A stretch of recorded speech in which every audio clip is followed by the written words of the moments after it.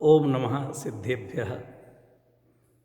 आचार्य पूज्यपाद स्वामी, मूल नाम जिनका देवनंदी, उनके द्वारा रचित इष्टोपदेश ग्रंथ, उस इष्टोपदेश ग्रंथ के 24 नंबर के छंद के माध्यम से हम आज चर्चा करेंगे।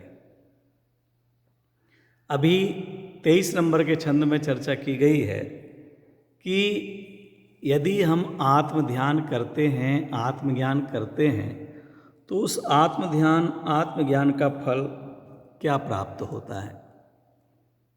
तो आचार्य देव ने एक बहुत सुंदर लोकोक्ति के माध्यम से ये बात कही कि जिसके पास जो होता है वह वही देता है।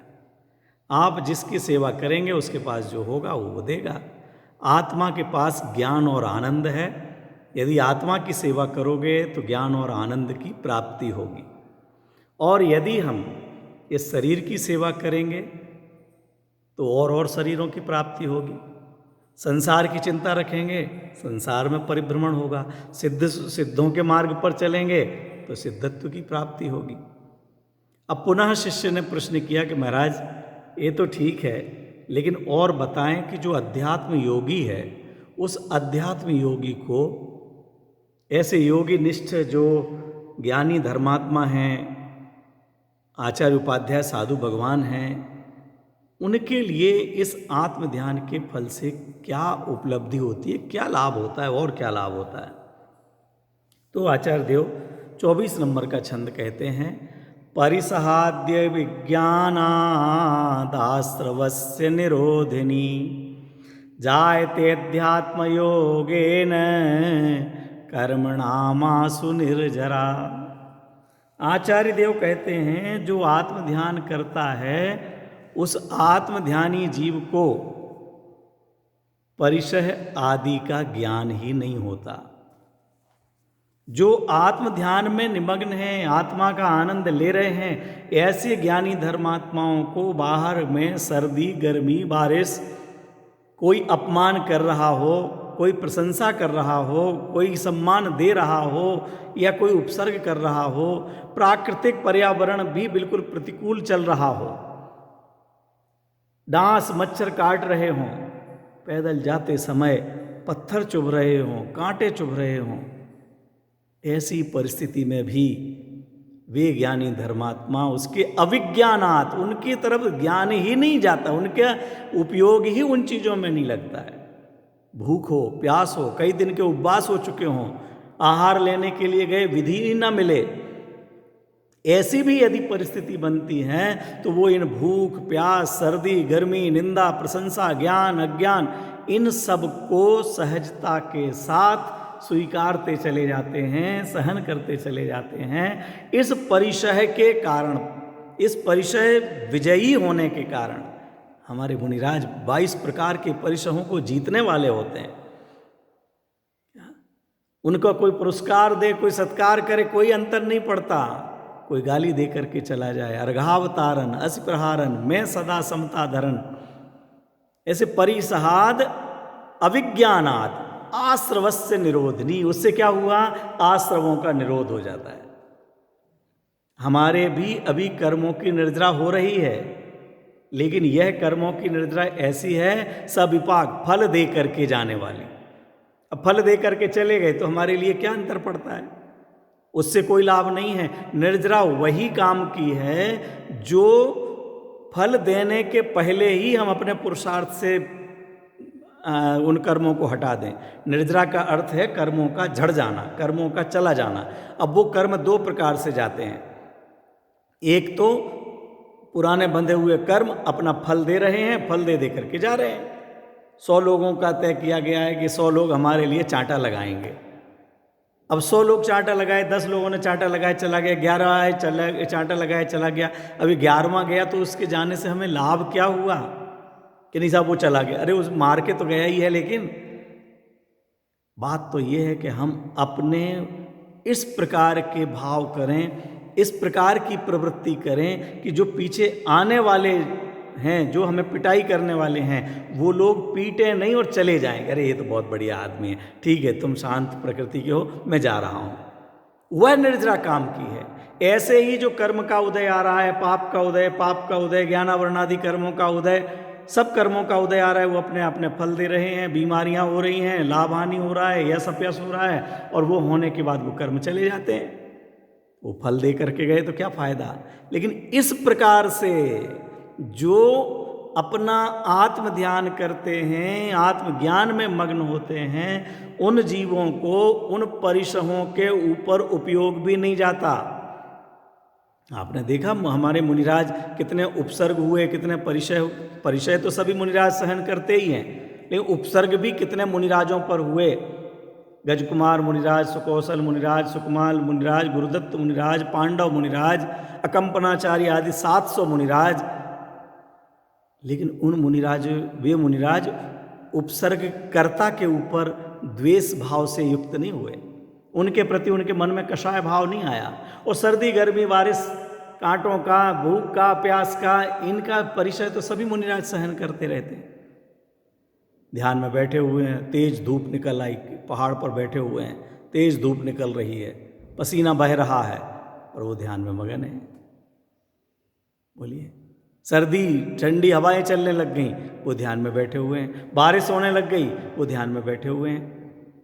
आहार के लिए गए, आहार नहीं मिला। आहार के लिए गए, लोग निंदा कर रहे हैं, ओ नंगा जा रहा है, नग्न जा रहा है, कैसे आते, शर्म नहीं आती, ये कैसे आदमी आहार करने, भोजन के लिए आ गए, मांगने के लिए आ गए। कुछ भी कह सकते हैं अज्ञानी जीव तो। जो उनका स्वरूप जानते हैं उनके लिए तो वो भगवान जैसे लगते हैं, उनके चरणों में नतमस्तक होते हैं। जो उनका स्वरूप नहीं जानते हैं वो तो कुछ भी कह सकते हैं। जिनकी बुरी होनहार है वो तो उन मुनिराजों की कैसी भी निंदा कर सकते हैं, अपमान कर सकते हैं। अरे हमने भी भूतकाल में किया है। आज कोई योग बना है कि सच्चे देवशास्त्र गुरु का स्वरूप जानने का भी और मानने का भी अवसर मिला है।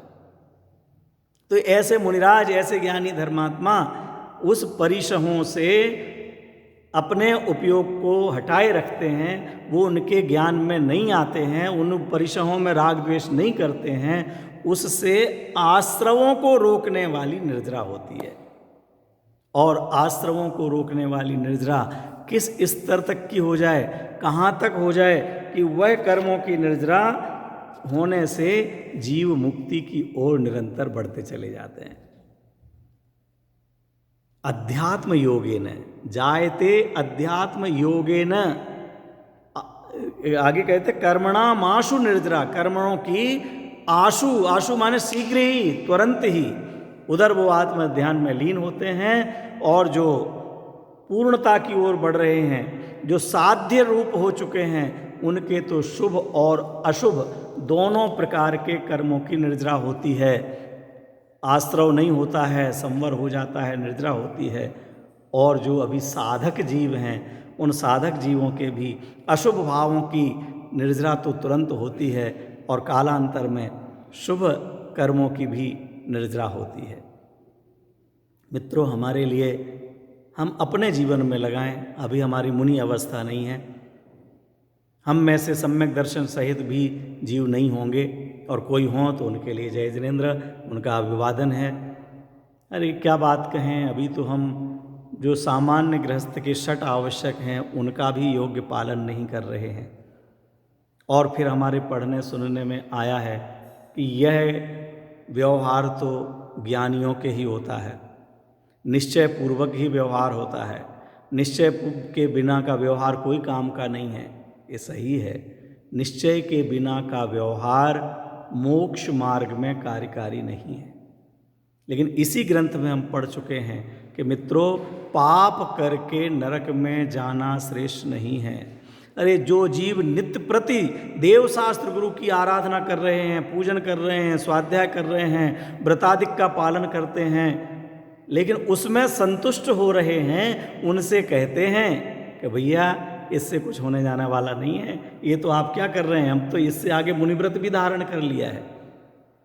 अरे ये बात उनके लिए नहीं है कि जो टेलीविज़न देख रहे हैं, अखबार पढ़ रहे हैं, टेलीफोन पर लगे हुए हैं, व्हाट्सएप पर चैटिंग कर रहे हैं, तो अन्याय का व्यापार कर रहे हैं, अभक्ष खा रहे हैं, रात्रि भोजन कर रहे हैं, रात्रि भोजन करा रहे हैं, आलू प्याज कांदा मूली सब खा रहे हैं, बाजारों में जा कर के चौपाटियों पर खा रहे हैं, खड़े खड़े जा कर के गार्डन में खा रहे हैं। उनके लिए ये बात नहीं है कि व्यवहार निश्चय पूर्वक ही व्यवहार होता है, जब तक निश्चय नहीं हो तो कुछ भी करने लायक नहीं है। भैया अगर हमारा पात्र शुद्धि नहीं होगी, पात्र माने बर्तन, अगर बर्तन शुद्ध नहीं होगा, बर्तन साफ नहीं होगा, तो उस अशुद्ध पात्र में, अशुद्ध बर्तन में यदि शुद्ध भोजन भी रखा जाएगा तो वह भी अशुद्ध हो जाएगा। हमारा मन अपवित्र है, इसमें हम जो तत्व ज्ञान भी डालेंगे, समझने की कोशिश करेंगे, वह भी हमें निश्चयाभास की ओर ले जाएगा, वह भी हमें स्वच्छंदता की ओर ले जाएगा, उसका हमारे लिए पाचन नहीं हो पाएगा। इसलिए मित्रों, गलत अर्थ नहीं निकालना। हम वर्तमान में भी जो देव पूजा, गुरु उपासना, स्वाध्याय, संयम, तप, दान करते हैं, उससे पापों के, पाप कर्मों की निर्जरा होती है, पाप कर्म घटते हैं, पुराने पाप कर्म भी घटते हैं, पाप कर्म पुण्य रूप होते हैं और नए पुण्य का आश्रय बंद होता है। ये अलग बात है कि वो नए पुण्य कर्मों का आश्रय बंद होगा, रहेंगे संसार में, होगा बंधन ही, लेकिन पाप छोड़ो, पुण्य के मार्ग में आओ, पुण्य मार्ग में लगकर उसे धर्म मत मानो और आत्म ध्यान की ओर अग्रसर हो, ये शिक्षा दी जा रही है। इस अध्यात्म के योग से, तत्व विचार से, तत्व के स्वाध्याय से, तत्व की परस्पर में चर्चा करने से हमारा जीवन भी मंगलमय होगा, हमारी जवान भी मंगलमय होगी। जो तत्व रसिक होगा, जिसे देवशास्त्र गुरु के ऊपर विश्वास आया है, वह चारों अनुयोगों पर विश्वास करता है। जिसे कर्णान योग, द्रव्यान योग का यह विषय समझ में आया है कि एक द्रव्य दूसरे द्रव्य का कर्ता नहीं है, जिसे द्रव्यान योग का यह विषय समझ में आया है कि शुभ भाव भी बंध का कारण है, मोक्ष का कारण नहीं है, ये शुभ भाव भी न धर्म है न धर्म का कारण है, उसे चरणान योग से यह भी समझ में आया है कि गृहस्थ की भूमिका में कैसे भाव होते हैं, कैसी प्रवृत्ति होती है, कैसा जीवन होता है, कैसी दिनचर्या होती है। वही मानता है, जानता है कि मैं आत्मा हूँ और सब आत्मा हैं, तो अन्य किसी आत्मा को कैसे मेरी किसी प्रवृत्ति से नुकसान पहुंचाया जा सकता है। जब दूसरे भी सिद्ध समान, मैं सिद्ध समान हूं, तो एक चींटी भी सिद्ध समान है, उसे मैं कैसे कुचल सकता हूं? क्या मैं सिद्ध समान आत्मा पर पैर रख दूं? क्या जो रात्रि भोजन में इतने जीवों का घात होता है वो सिद्ध समान नहीं है? जैसे मैं सिद्ध समान हूं तो वो भी तो सिद्ध समान है। मैं अनादि अनंत हूं तो वो भी अनादि अनंत हैं। मैं अनंत गुण संपन्न हूं, वो भी अनंत गुण संपन्न है। उनके मरने में मैं कैसे कारण बनूं? मालूम है कि मैं मार नहीं सकता, वो अपनी आयु से मरेंगे, आयु का क्षय हो जाएगा तो कोई उनको नहीं बचा सकता, लेकिन मेरा भाव या मेरी प्रवृत्ति उनके आयु क्षय होने में निमित्त ना बन जाए, निमित्त भी ना बन जाए, यह वह स्वाध्यायी जीव सोचता है, विचार करता है। प्रवृत्ति बहुत सावधानी पूर्वक होती है, यत्नाचार पूर्वक प्रवर्तन होता है। इस तरह से हमारा जीवन भी आगम के अनुसार बने। केवल हम भाषा को आगम के अनुसार ना बनाएं, अपने भावों को आगम के अनुसार बनाएं, तो ही हमारे भाव का अभाव निकट होगा।